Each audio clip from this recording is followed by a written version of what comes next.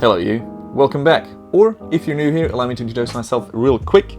My name is Vanuatu. I'm a time-lapse photographer looking to this channel, and this channel is all about time-lapse, travel, and teaching. Today I'm really excited to be showing you some new gear that I've been using over the last couple of weeks by the Kiwi company called Syrp.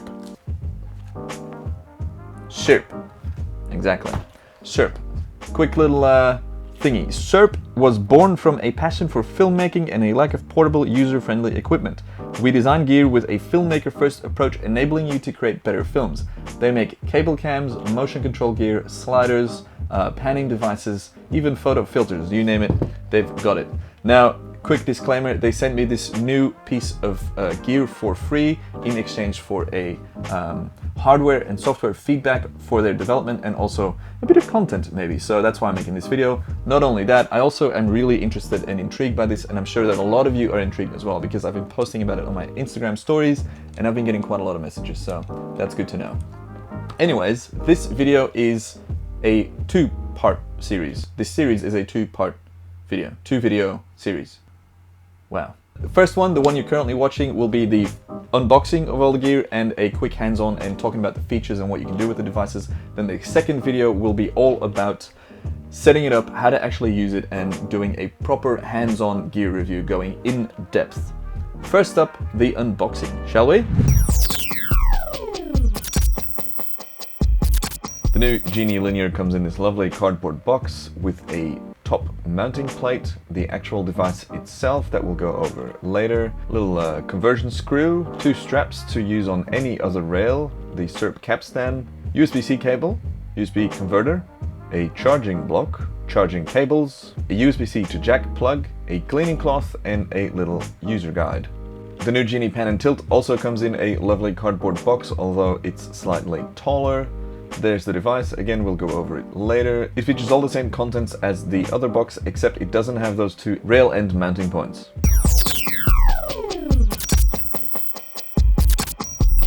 Is there a better thing than a fresh unboxing video? I don't know. Anyways, now let's, I'm gonna show you the gear up close and talk to you about how to use it. So it consists, this kit that I have here, of two things. This is the pan and tilt head, and this is the linear. First up, the pan and tilt head. It says it's in the name what it does. It is a pan and tilt head. So the way it works is you mount your camera on here, on this quick release plate. This screw, which also has a counterpart, the thicker screw for thicker camera thread mounting holes, pops on there, click, and then you lock it. So that's not going anywhere.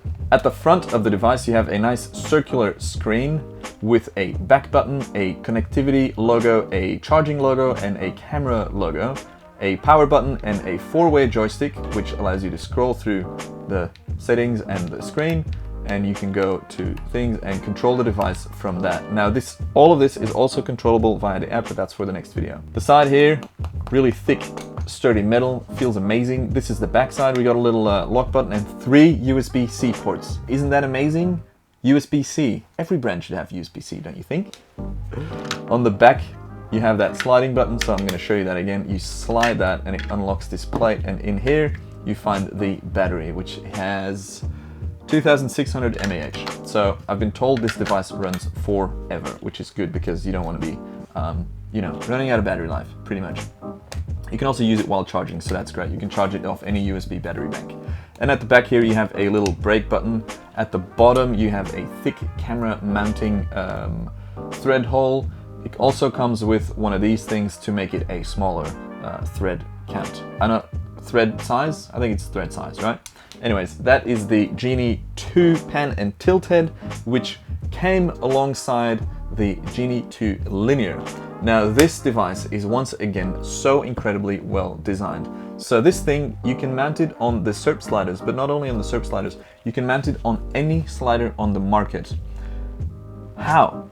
Well, you use a piece of string. And now I gotta be honest, when I first saw that Syrp was using string for their motion control devices, I wasn't sold on it. But now that I've used it, I see the genius that is this thing. But we'll talk about how to set that up later.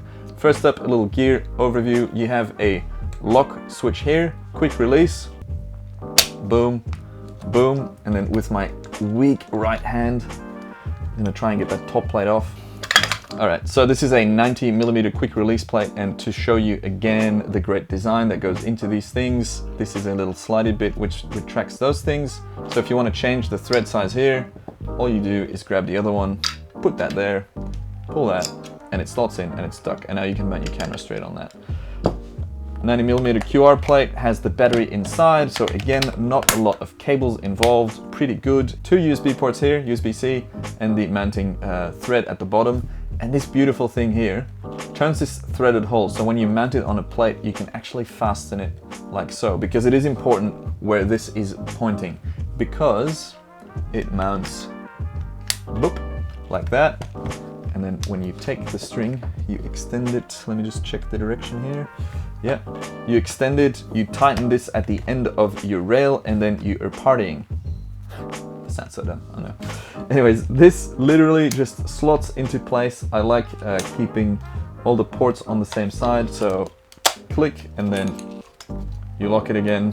I guess you can also, if you prefer having both joysticks at the same side. It doesn't really matter though, because once you power this up, it will rotate. So yeah, it doesn't really make sense to keep that in line because this thing's going to turn anyway. But yeah, this is the Genie 2 pan and tilt and linear combo. Now let's mount this on a slider and see how it works. The slider I'm using today is the Magic Carpet Carbon Fiber. This is the 60mm version, centimeter, obviously. They have extension kits and you can extend it for as long as you want. Let me show you really quickly how that works from a few days ago when I shot that Ford Mustang with Stefan. So, wish I had more hands. And this is the beauty of it. Screw, screw, screw, bam. And that is completely flush. You can barely feel the difference. Makes me wonder about transport. I think you gotta be pretty careful with these things because you don't want to damage that. But seriously, you barely feel that there's a difference. So it's really, really well designed. So yeah, this is extendable for as long as you want. Now, let me show you how you mount this thing on here. Remember me telling you about this smart little thingy there? So you pretty much mount that on the screw, and then it's tightening itself right now. Well, I'm tightening it. You want to make sure that the little wheel points straight, so it's a 90-degree angle with the track.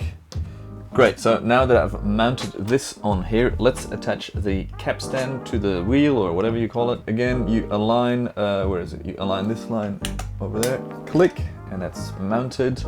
And then you gotta keep in mind where these strings go. I made the mistake of mounting that there, but obviously you want it as much in line on this side as possible. So you don't want to go crossing. If you mount these strings, if you pull these strings the wrong way, that doesn't work either. So one side goes here, up, and then you wrap it there, and then you can do whatever really. You don't have to tie it that much even. It's got this nice little ridge system in there. Break off, and then nice amount of tension. Not, you don't want to go crazy, but you don't want to go too weak, because then there will be a little play on the string and you don't want that. So yeah, pretty much go around as much as you want. That's pretty tense. And then now make sure the brake is off. The device is mounted. It is connected to the app Genie 2. That's the opening screen. When you're not connected, you can connect them here, but as you can see, I'm pretty connected. The firmware is all up to date. You can change the names as well. Top is tracking, bottom is pan and tilt. So we're gonna go back here. We're gonna create some content. You can resume your last setup or go for a new setup or choose one of these presets. Now there's video and time-lapse presets. Pretty basic, but I just want to show you how this works. I'm connected to 3 axes, so I have a linear axis. It's not the fastest it goes. It goes faster, but yeah, it's for the sake of showing you. Then I've got a pan axis, which turns the top of the device. And then I've got a tilt axis, which makes it move that way. So let's, you can go multiple at the same time as well. Let's put that as one keyframe. Start, that's the first keyframe, then go that way. And go something like that as the end keyframe. So that's only 2 keyframes. Now this is the graph of my move. Is that clear? Yeah. Cool. So now when I hit play, it'll run through that move to show me what it does.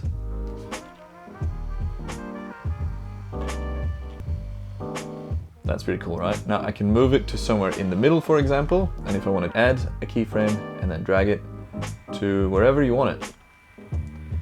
And then as long as it's within, you know, within the limits of how the thing can move. Now when you go back to the start, it's got a keyframe there in the middle and you can keep adding keyframes. And that's pretty damn cool, if you ask me. So that's one of many ways you can use this device. You can also just set it up from the thing itself, but the smartphone app is pretty good and the connectivity is really awesome. I can't wait to use more of this, and I can't wait to start shooting the full-on gear review. About the functionalities, right now they are limited, but they are ever expanding. There's been 2 firmware updates since I've gotten the device a couple of weeks back, and they keep adding functionalities. So what's to come in the future? Panoramic photos, 360-degree automated shots, so you can shoot a 360 VR sphere. Much more stuff that will be added. You can check it out via the link below. That'll be about it for part 1 of this series. If you have any questions or comments about this device, please drop them down below so I can maybe include them in the second part, which will be the full-on review and how I've used it so far. Thank you for tuning in. Thank you, Syrp, for sending this over. It was truly an honor and a privilege to get my hands on one of the first devices outside of New Zealand. I can't wait to go where this goes. I can't wait to see where this goes and to go where this thing goes in the future. The firmware will keep getting updated, which is very easy, by the way, via the app. They'll keep adding functionalities. Check out the link in the description to see the full kit of what you'll be able to do with it. Don't forget that you can use this thing on any slider that currently exists. Actually, I'll show this in a second. So you can use this on a current existing slider, no matter the size or whatever.